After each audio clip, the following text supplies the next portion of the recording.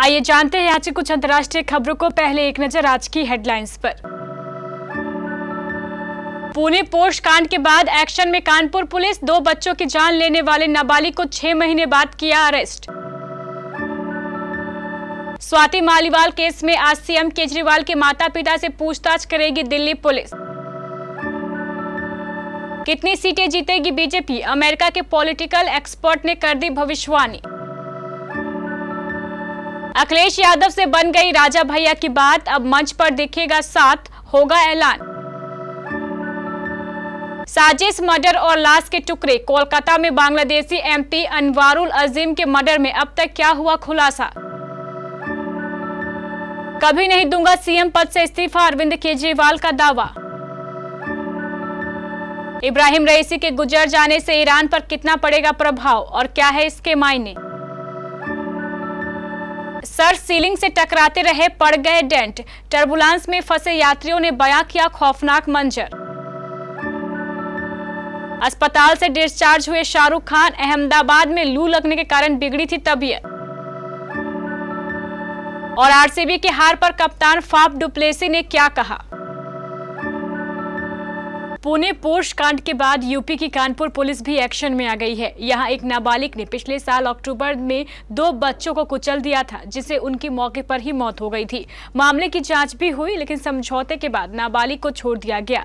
पिछले महीने ही उसने एक अन्य दुर्घटना में 4 लोगों को कुचल दिया। पुणे की घटना सुर्खियों में आने के बाद आखिरकार नाबालिग को गिरफ्तार कर लिया गया है। बताया जा रहा है कि 15 वर्षीय लड़के की लापरवाही से गाड़ी चलाने की वजह से पिछले साल 2 बच्चों की मौत हो गई थी, लेकिन उस पर कोई कार्रवाई नहीं की गई। अब उसे बुधवार को हिरासत में लेने के बाद बाल गृह भेज दिया गया है। कहा जा रहा है कि दुर्घटना के दोनों मामलों में एफआईआर दर्ज की गई थी, लेकिन बुधवार तक आरोपी की गिरफ्तारी नहीं की गई थी। दिल्ली के मुख्यमंत्री अरविंद केजरीवाल के माता पिता से आज दिल्ली पुलिस पूछताछ करने वाली है। आम आदमी पार्टी के सूत्रों के मुताबिक केजरीवाल के माता पिता ने पुलिस को पूछताछ के लिए 11:30 बजे का समय दिया है। इसलिए दिल्ली पुलिस की एक टीम आज पूछताछ के लिए सीएम केजरीवाल के घर पहुंचेगी।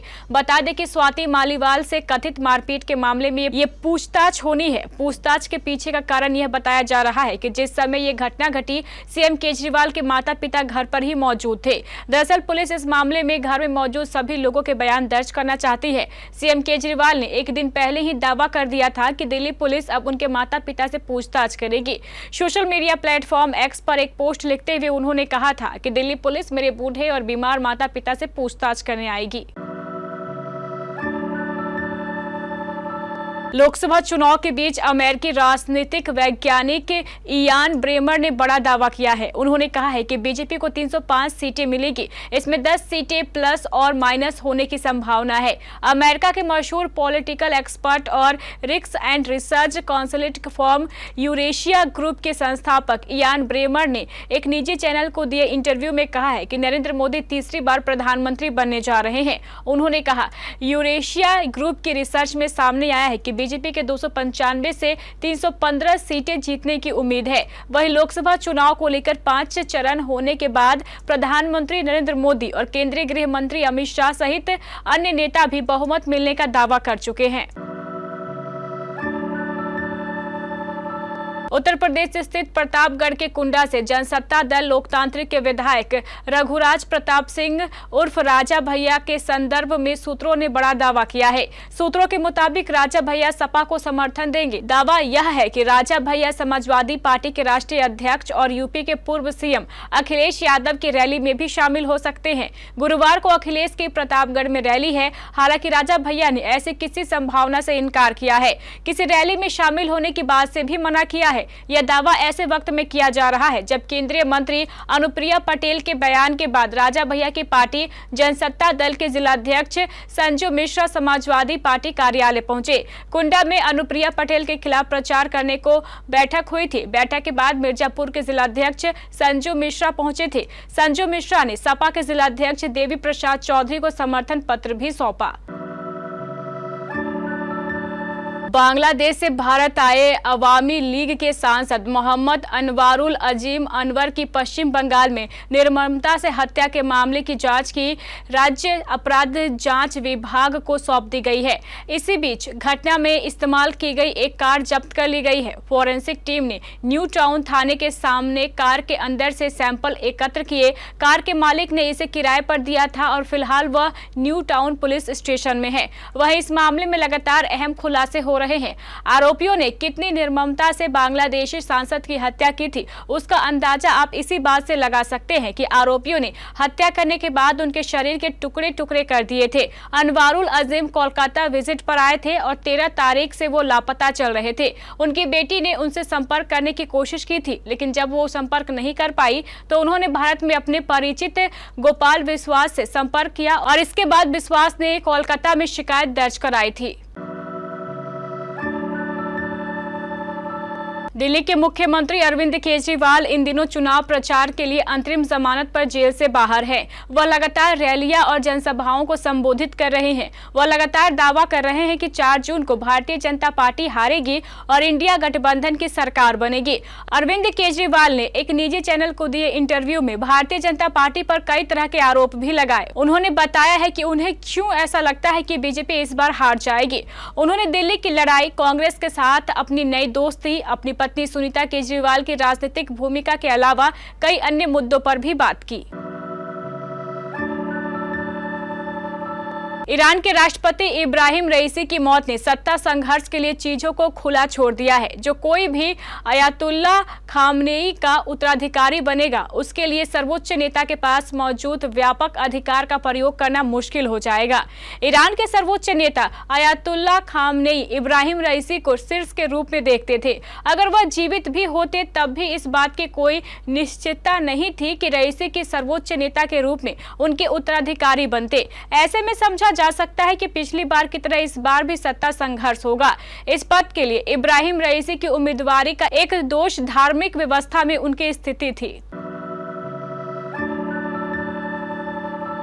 लंदन से सिंगापुर जाने वाली सिंगापुर एयरलाइंस की एक फ्लाइट 21 मई को म्यांमार के आसमान में एयर टर्बुलेंस में फंस गई। इस दौरान अचानक लगे झटकों से 73 साल के ब्रिटिश यात्री की मौत हो गई, जबकि 100 से ज्यादा लोग घायल हो गए। ऐसे में फ्लाइट की थाईलैंड की राजधानी बैंकॉक में इमरजेंसी लैंडिंग करानी पड़ी। गंभीर रूप से घायल 20 लोगों को बैंकॉक के इंस्टेवी केयर में भर्ती कराया गया। रिपोर्ट के मुताबिक सिंगापुर एयरलाइंस की बोइंग 777-300 ER फ्लाइट ने लंदन से भारतीय समय के अनुसार मंगलवार देर रात 2:45 पर उड़ान भरी थी। उड़ान के करीब 10 घंटे बाद म्यांमार के एयर स्पेस में ये टर्बुलेंस में फंस गई। झटके इतने तेज थे कि प्लेन महज 5 मिनट में 37,000 के फीट से 31,000 फीट नीचे आ गई। इसके बाद फ्लाइट को भारतीय समय अनुसार दोपहर 2:15 बैंकॉक डाइवर्ट किया गया। यहाँ के सुवर्णभूमि एयरपोर्ट पर प्लेन की इमरजेंसी लैंडिंग कराई गई। शाहरुख खान को 22 मई को डिहाइड्रेशन के कारण अहमदाबाद के केडी अस्पताल में भर्ती कराया गया था, जिसके बाद से फैंस चिंतित हो गए। पत्नी गौरी खान भी खबर मिलते ही तुरंत अस्पताल पहुंची। एक्ट्रेस जूही चावला ने भी दोस्त और केकेआर टीम के पार्टनर शाहरुख खान की खैरियत पूछी, लेकिन अब एक्टर को डिस्चार्ज कर दिया गया है। मंगलवार 22 मई को केकेआर और एसआरएच के बीच हुए प्ले ऑफ मैच के दौरान शाहरुख खान की तबीयत बिगड़ी थी, जिसके बाद उन्हें तुरंत ही अस्पताल ले जाया गया। डॉक्टरों ने बताया कि एक्टर को तेज गर्मी के कारण हीट स्ट्रोक और डिहाइड्रेशन हुआ था। शाहरुख को देखने दोस्त जूही चावला भी अस्पताल पहुंची थी। उन्होंने एक्टर की हेल्थ अपडेट देते हुए बताया था कि वह ठीक है और उम्मीद है कि जल्द डिस्चार्ज हो जाएंगे। राजस्थान रॉयल्स ने एलिमिनेटर में रॉयल चैलेंजर्स बेंगलुरु को 4 विकेट से हराया। इस हार के बाद फाफ डुप्लेसी की कप्तानी वाली रॉयल चैलेंजर्स बेंगलुरु का सफर समाप्त हो गया।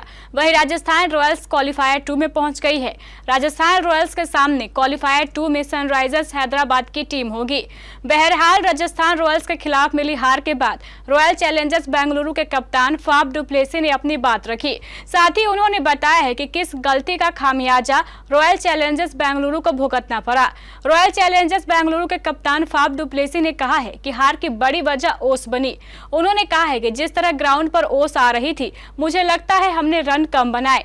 अगर हम तकरीबन 20 रन और बनाने में कामयाब रहते तो शायद अच्छा स्कोर होता, लेकिन क्रेडिट हमारे खिलाड़ियों को जाता है। उन्होंने शानदार खेल का नजारा पेश किया।